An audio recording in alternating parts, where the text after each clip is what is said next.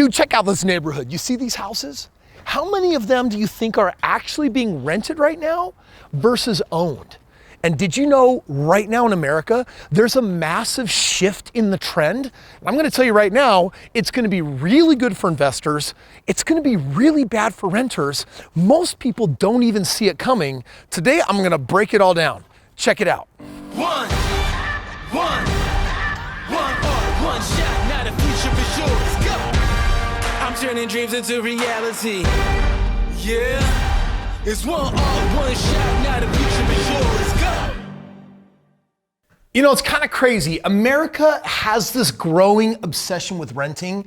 And just before the pandemic, literally over the course of the decade, we were moving from 30% of the country being rented to 40% of the country being rented. And the pandemic has shifted and changed a lot.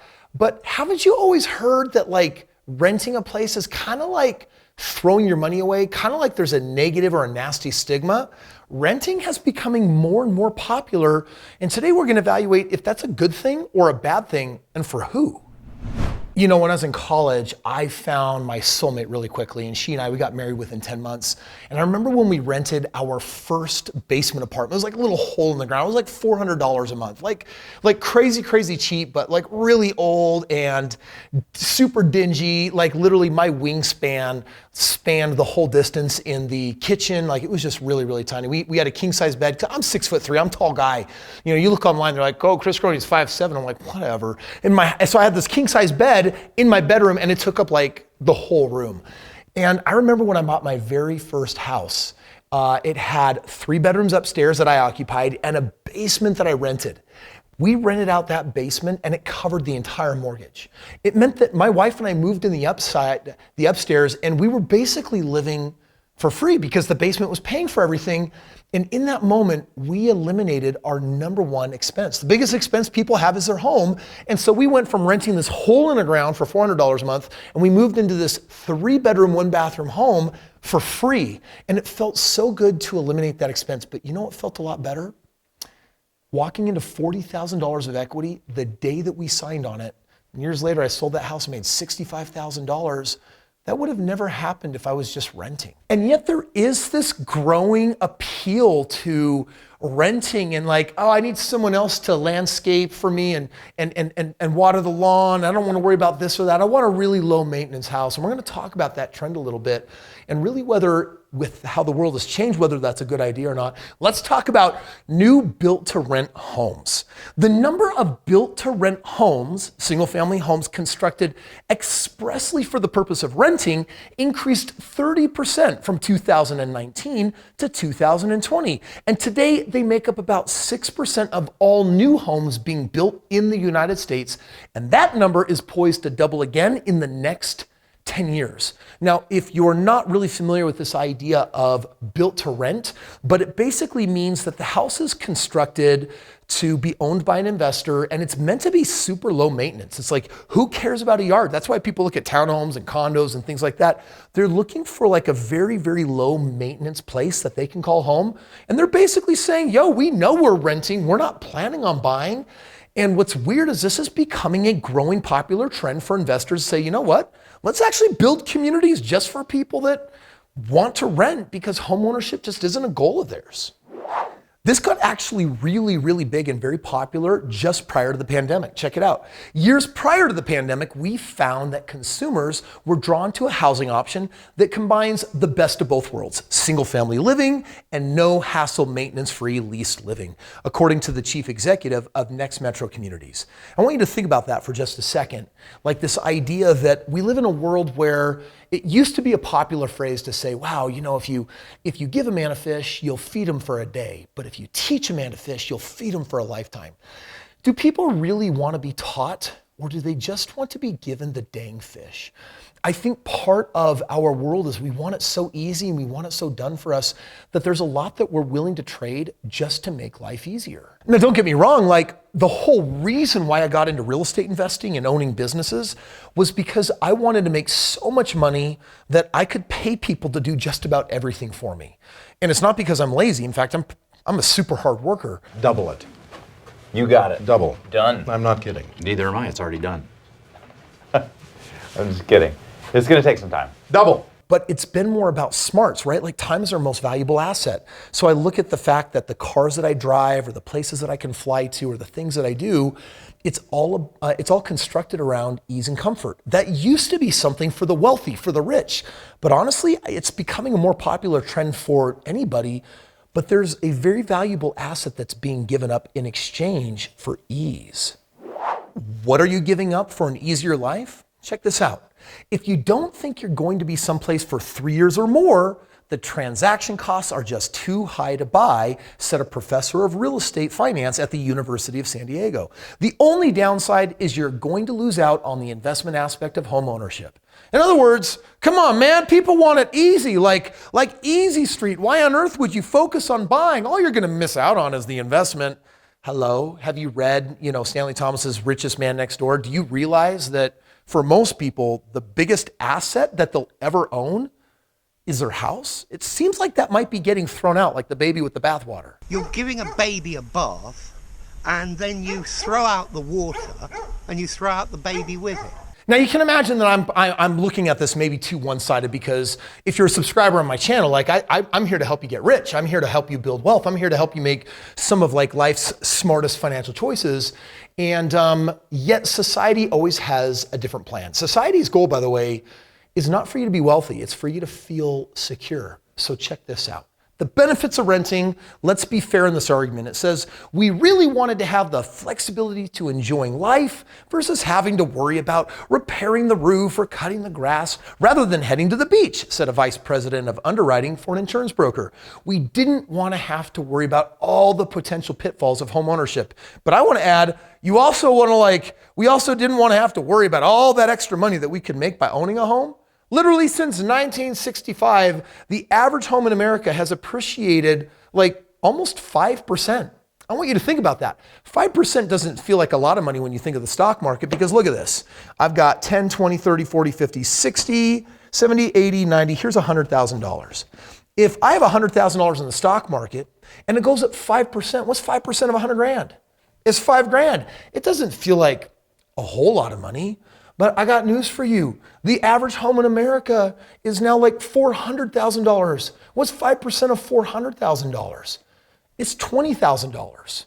So you take a look at that for 5 years, and if it grows 5%, that's $100,000 of increase. I think that might be worth a little bit of hassle. Chances are, if you're watching this video though, you're probably not maybe one of those renters that's like, oh, come on, Kris, I just really want the easy life and I just want to rent. You're probably on the flip side of the coin where you might be a potential investor or you are an investor. This is good news for us. Like, I want you to understand that, listen, if society says our trend is we really just want to rent, I need you to understand something. They're basically saying someone else has to get all the upside of owning that real estate. That someone can be you, it can be me. Renting nonetheless does have this stigma, right? When we tell people that our plan is to long-term rent, they're a little bit taken aback. There's still a stigma attached to renting. But when you break it down and look at the lifestyle that being in the rental affords us, it makes a lot more sense. And there's nothing wrong with that, right? Like, there's different walks of life, and this is representing someone that just says, yo, easy street. That's the street for me. Let's just keep life super simple. But I can't help but just say, yo, in 20 years, what are your main worries going to be then? We all have this looming threat of retirement. And while we're like, oh, Kris, retirement means I don't have to work anymore. That'll be so great. It won't be great if you don't have money. And if for most people, one of the greatest sources of the money they built in their life was from owning a home, what you might want to be thinking is, how do I own 5 more homes? Let me break this down for you. Let's just say for a moment that you wanted to rent a $300,000 property. And let's just say in your area that property is actually renting for $2,000 a month. Well, first of all, with really low rates, the first thing that you should be aware of is that you might be able to actually get this house from the bank at $1,600 a month. So already you're throwing in excess of $400 away every single month. Now, that ends up being about $5,000 a year. And I want to ask, with most people living check to check, do you really have $5,000 extra dollars that you want to throw away for comfort and ease? That's the first one. The second thing you need to be aware of is that if you choose to buy, whether you're living in it or renting it out, that home is also getting paid off. So let's also say that there's an extra $150 a month on average in the first 5 years that you're getting because you're actually paying it down. And when you sell it, you're going to get that money back. Well, now we're at $400 a month. We're at $150. So now we're at $550 a month. But Kris, the upkeep of ownership. What about repairs? What about the new roof? What about the appliances? Let's just say that actually comes to $3,000 a month. Kris, in all fairness, you've got to subtract that from that $5,500 or $6,000 or $7,000 gain. Well, you're right. But remember, this house is also appreciating in value, and a $300,000 house growing at 5% a year, that's 15 grand. And so over 5 years, if it's 15 grand times 5 years, well, what does that end up being? $75,000 plus the net difference of about $4,000 over the 5 years. So $4,000 a year, 4, 8, 12, 16, 20, there's $20,000. Guess what we're looking at? $95,000.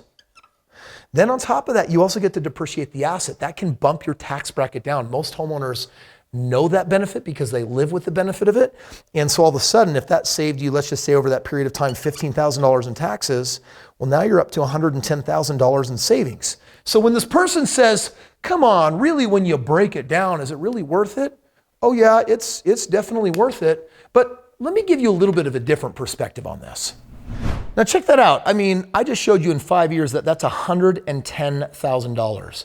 But guess what? What happens over a 40-year career? Well, that 5-year gap gets to happen 8 more times. Now we're talking about $880,000. We're talking about almost $1 million.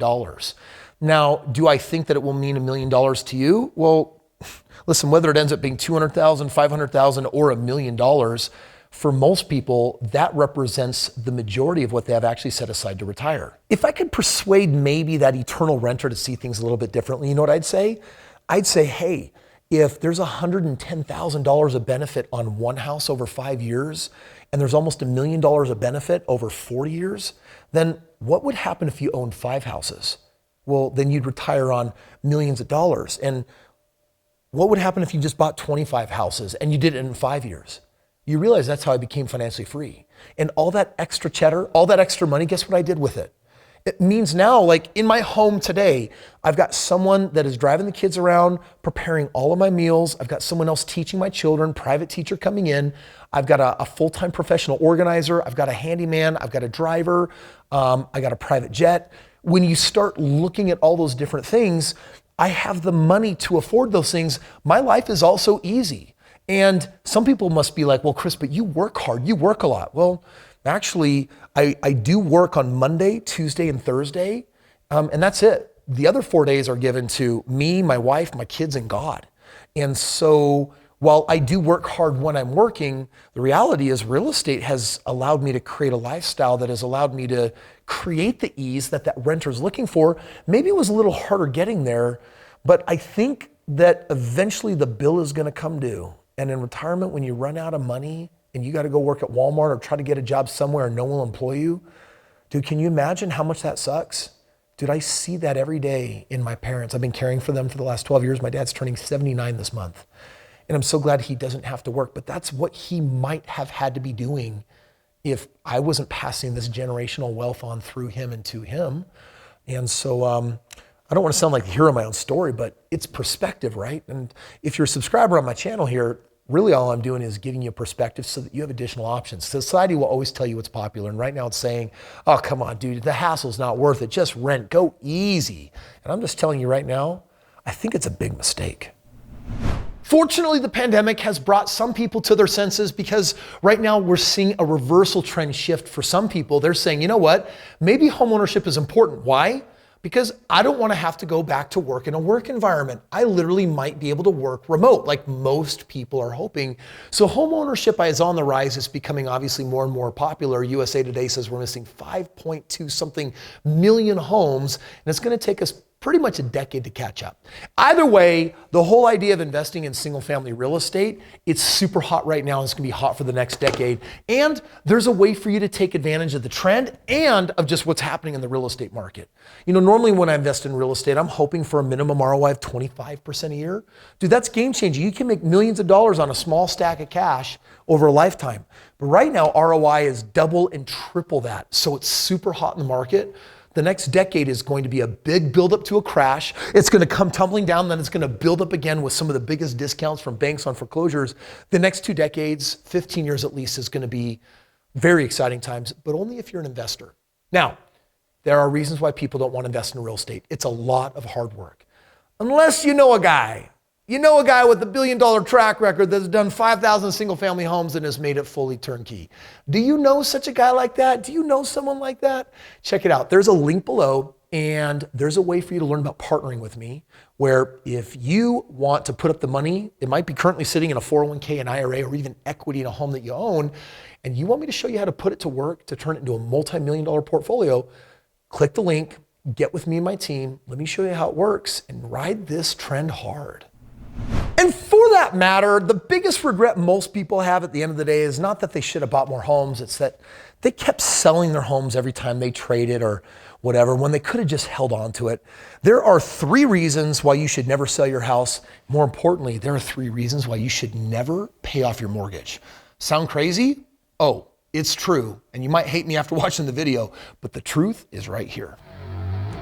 Is it a bad idea? Is it good if you're an investor? Is it bad if you're an investor? Today, I'm gonna break it all down and I'm gonna tell you right now, some of this information is gonna blow your mind.